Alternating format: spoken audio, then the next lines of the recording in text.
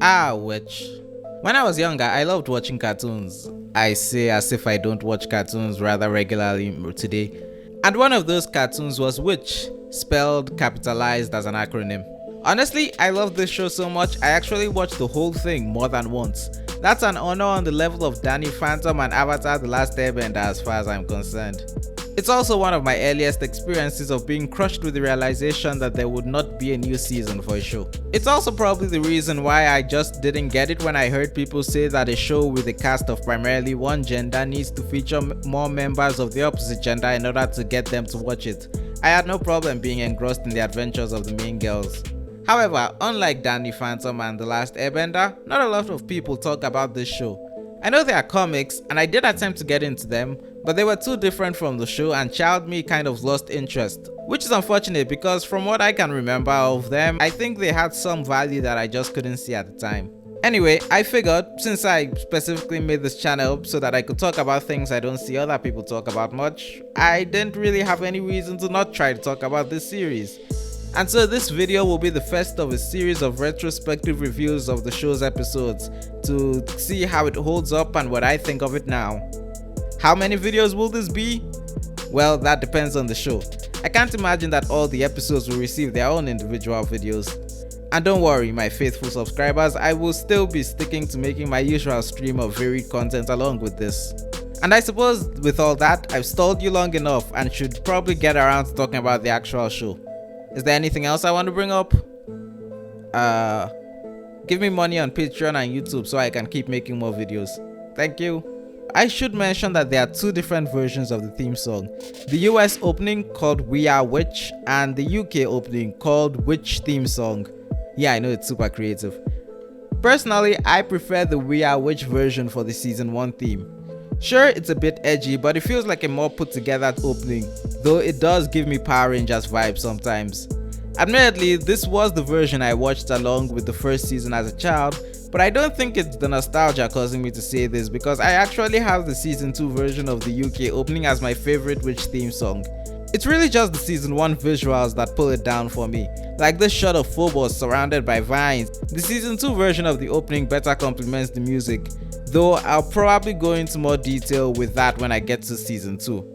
For now, I'll bask in the sheer nostalgia running through my veins as I watch this while noting how incredibly edgy Cornelia comes across in the US opening.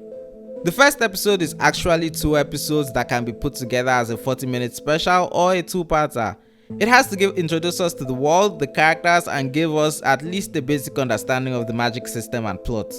We open on Caleb breaking into a castle. He helpfully exposed to the audience that the weapons he's looking at were stolen from his faction by some guy named Phobos to be used against them. This clues us into the fact that this is a retrieval mission, with Caleb attempting to steal back some of the weapons. It goes poorly.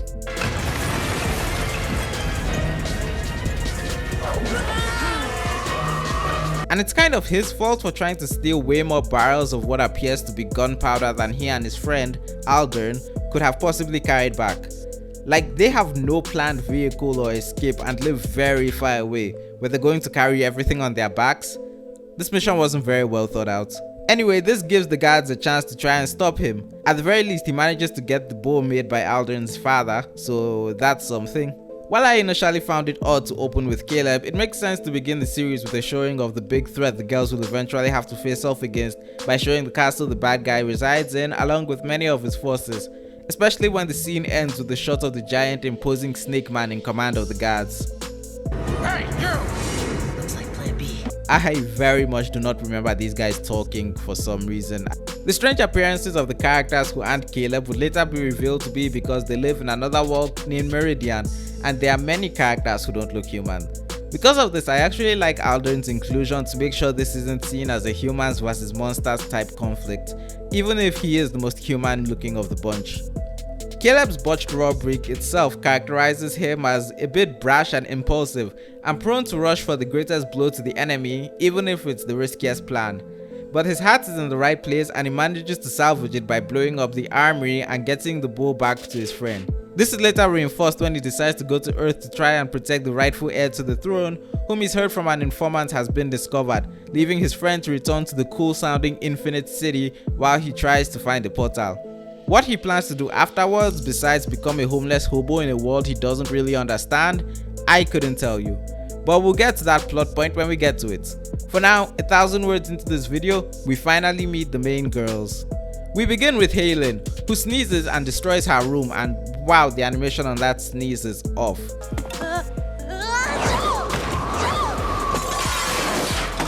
You can hear the build-up, but you can't see it. The sneeze triggers a magical glowing object in her grandmother, Yan Lin's room. When Hay Lin goes to ask if girl force sneezes are a part of puberty, Yan Lin tells her to invite some friends over, naming Cornelia, Irma, and Taranee. Hay Lin, with no prompting, besides magical sounding sound effects, also decides to invite the new girl, Will. I have 2 notes. The first is how Yan Lin knew to invite the first 3. Or are they like Hay Lin's only friends? Hay Lin is one of the new guardians, so I imagine the magic would get her to name Will, but the episode doesn't really explain how Yan Lin knows who specifically to invite. This will become a trend. My second note is, wow, Will's name is so normal next to everyone else. No offense to anyone who shares a name with these characters. It's just that I've never heard any of the other names used outside of this show. Then again, the name isn't the only place where she gets the short end of the stick. Moving on to the school. Put a dozen extra cookies in your lunch to help break the ice with the other girls. Gee, that'll make me popular. Being new to school is not easy. The episode cuts from Will getting splashed with water to Caleb and Aldern escaping a pursuing platoon of enemies. But I really don't have any notes on this scene except asking, how did they not realize they were running to the end of a cliff? We finally meet the other 3 girls, 2 of whom are complaining that Cornelia failed to kill a plant for their science project. Turns out the blonde's green thumb is so green, even punching the plant won't kill it. I guess I should spend a sentence introducing Uriah and foreshadowing that the redhead with the green jacket will become more important later on. And that was it. That's Uriah. Ignore him. Yeah, evolution did. Irma's the funny one. I do find her funny at times, but not always. I just cut off her joke because I find it funnier if she stops talking there. One day we expect him to slither back into the water. Also, her timing is not always perfect. Hey! Keep all that noise down! I was being ironic. There's also some friction introduced in the group when Cornelia acts surprised that the new girl was invited too. Will awkwardly offers a cookie. Want a cookie? Aww, the faux present. And finally, we are introduced to our main villain, Prince Phobos, and Lord Cedric's human form. Phobos' voice sounds fine. I think Cedric's is a bit high. The more success the rebels have, the more it emboldens the peasants to rise up. Yes, my prince. Also, I'm not entirely sure why he gives his reports in human form and then transforms back into a giant snake. I mean, I know it's so the audience knows what he can do, but I just find the idea of him giving most of his reports, then going through this painful looking transformation into a giant snake man and finishing his sentence to be kind of funny. If I'm honest, I'm not sure this scene was really necessary. Everything in it we couldn't infer from the rest of the story, from Phobos' first appearance to Cedric's transformation, could probably have been saved for a later episode. Cedric in particular would probably have made a better twist if we get to see him as what looks like a normal guy before he suddenly transforms into a monster near our heroes. But that's just me. Also, as I will go into later, I think this episode could have used a bit more time for the girls. We move on to Hay Lin's family restaurant, and I can't tell how I feel about this shot of it being dwarfed by the buildings around it. The girls are bantering and showing off more of their personality traits. Cornelia takes attention away from asking Will where she went to school before to focus on weird stuff happening to her, and Irma sarcastically mocks her for it. Irma's sarcastic lines actually do a lot to characterize Cornelia and how she comes across in the friend group as being rather self-focused to the point where the friends feel they can make jabs about it. Yan Lin then comes to finally give us the exposition, with a magical light show to boot so the girls are paying attention. Now, I'm going to say this with a bit of future knowledge. I have issues with some of the exposition, but that's because of information we get on a later date. All you really need to know right now is that Meridian was sealed off from other worlds to keep Phobos' evil from reaching them, with a veil set in place to prevent him from leaving it. Phobos isn't the true heir to the throne, and that heir is probably on Earth. However, portals in the veil keep opening up. To combat that, the guardians of the veil must close the portals using their powers, and now these 5 girls must become the new guardians using the Heart of Kandraka. She then has the girls demonstrate their powers, the source of all the weird things that have been happening to them. Hay Lin can control wind, Irma can control water, Taranee can control fire, and Cornelia can control earth. And in addition to that, plants. Fortunately, the girls all go out of their way to demonstrate their powers to the audience as if they'd been practicing to show it off, with Cornelia even helpfully summoning a potted plant out of nowhere for her example. Miss Short End of the Stick doesn't get any specific powers and is responsible for uniting them and starting their magical girl transformations. Understandably, everyone reacts differently to this. Taranee with skeptical questions, Cornelia asking if it will require sewing, Irma being excited, and Hay Lin being curious as to why they are only being told now. The answer to which is that the leader of the rebellion is in danger and their powers will be needed soon. How she knows that? Beats me. Phobos, who I'm still iffy on whether or not we should have seen him in this episode, starts watching them using magic just in time to see Will get overwhelmed and reject the power, to which he comments, "Interesting." We then cut back to Caleb, whose presence is starting to feel like it's making the episode choppy. As I said earlier, he decides to try and find a portal to Earth. The scene implies that there are known portals to Earth and he just plans to go to one, because otherwise it sounds like he's going to run around blindly until he stumbles upon one by pure luck. However, it seems life takes upfront payment for luck because he's immediately unlucky and runs into Cedric. This is another reason the earlier Cedric and Phobos scene should have been cut, by the way, because now I'm wondering how Cedric had the time to give his report and still get ahead of Caleb. Phobos has discovered the rightful heir to the throne is alive on Earth. Beast Boy? Anyway, it seems that while we were busy with Caleb, Will decided she would in fact give the whole magical superpowers thing a try. Cornelia is trying to rationalize what happened as just being magic tricks until Will uses the hat to transform them. And I must say, I love the transformation sequence, from the music that plays to how Will starts floating in the air as everyone's hair goes flying. I love this little pose Hay Lin does as the air surrounds her, and how Irma seems to be the one having the most fun. Once the transformation is done, they transform into full-grown adult forms. And the thing that trips me up is that they also seem to get makeup too, or at least lip gloss they definitely weren't wearing before. I'm sure there's an adulthood metaphor in there that I'm just not getting. What have we got behind us? What have we got in front of us? They're wings! We've got wings! The outfits are unique enough while still being identifiable as a uniform. My personal rankings for the looks from worst to best are Taranee, Will, Irma, Cornelia, and Hay Lin. I'm sure there's a personality metaphor for their outfits that I'm not getting yet.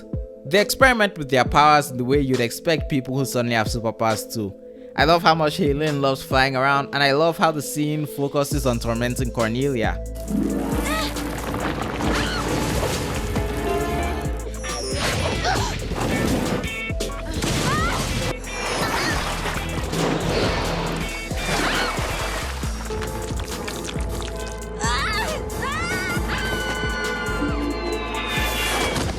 Once they are done, they de-transform. Where did Hay Lin go? Found her. You know, while I'm at it, I should rank their civilian looks too. Cornelia, Irma, Hay Lin, Taranee, and Will. This purely subjective ranking of these character designs by someone with zero drip was brought to you by Sleep. I should probably get more of it. We cut back to Caleb, who is falling down a mountain, and he actually finds a portal. And even more fortunately, once he gets through it, he appears right in front of the girls. This was either some amazing luck or a mechanic of the power system that hasn't been explained yet. I can't remember which one it was, but I wouldn't bet on the latter. Cedric follows him out but seems unaware he's staring at the Guardians. Will is initially frozen in terror before she manages to transform them, but by then it's too late and Cedric's grabbed Caleb. The girls try an honestly cool looking combination magic blast, but they don't aim it right, so it doesn't really do anything. I cannot wait to see them use that ability properly in the future. Caleb tells Will to close the portal, and she does so, right as he is dragged back to Meridian. When they regroup with Yan Lin, she manages to identify Cedric. Lord, they got pretty low standards for knighthood over there. Cedric is not always in this form. Well, that's good news for his wife. Notably, Cornelia blames Will for their failure to save Caleb, which is both true and unfair. Giant humanoid snakes are a good reason to freeze, especially when you're an untrained teenager who's never seen a monster. I don't remember Cornelia being essentially the lancer that butts heads with Will so much. I remember she was the cool popular girl archetype. Then again, when I really think about it and everyone else on the team, she's probably the one most suited for that role. It's kind of perfect. Is that why she's so edgy in the opening? Well, that's good news for his wife. Irma, this is serious. I know. You think I'm not scared? Honestly, I'm impressed by how much characterization the girls are getting in this episode. Little things like this do wonders for endearing them to the audience as well as build groundwork for their relationships. The episode ends with Hay Lin telling them that they shouldn't fight each other because they'll need to work together to survive. And then there's this goofy shot of the moon with the rose in it that then turns into Phobos staring down ominously, and it's hilarious to look at. So that was the first episode of Witch, and I apparently had a lot to say about it. I was gonna cover the second episode too, but it seems that's gonna need its own video. This was a really good introduction to the characters that will be our main cast. Caleb is a bit all over the place and his scenes felt a bit intrusive, but I've already broken down his character and I think he's characterized well enough. Cornelia and Irma are probably the best established of the girls. The funny thing is, a lot of Cornelia's characterization comes from her opposition to Will, despite Will herself being comparatively lightly characterized. And I think a big part of that is skipping whatever made Will change her mind and decide to try out the powers after initially rejecting them, which is a scene I think I would have preferred more than Phobos' introduction. Unfortunately, it's not here. Hay Lin is cute and Taranee is there. Yeah, those two will require some focus stats. All in all, this was a pretty good first episode, and it's important to remember it's also the first of 2 parts. So you should probably subscribe so you're notified as to when the review for the second episode comes out. In the meantime, leave a like and comment your thoughts down below. Thank you and good day.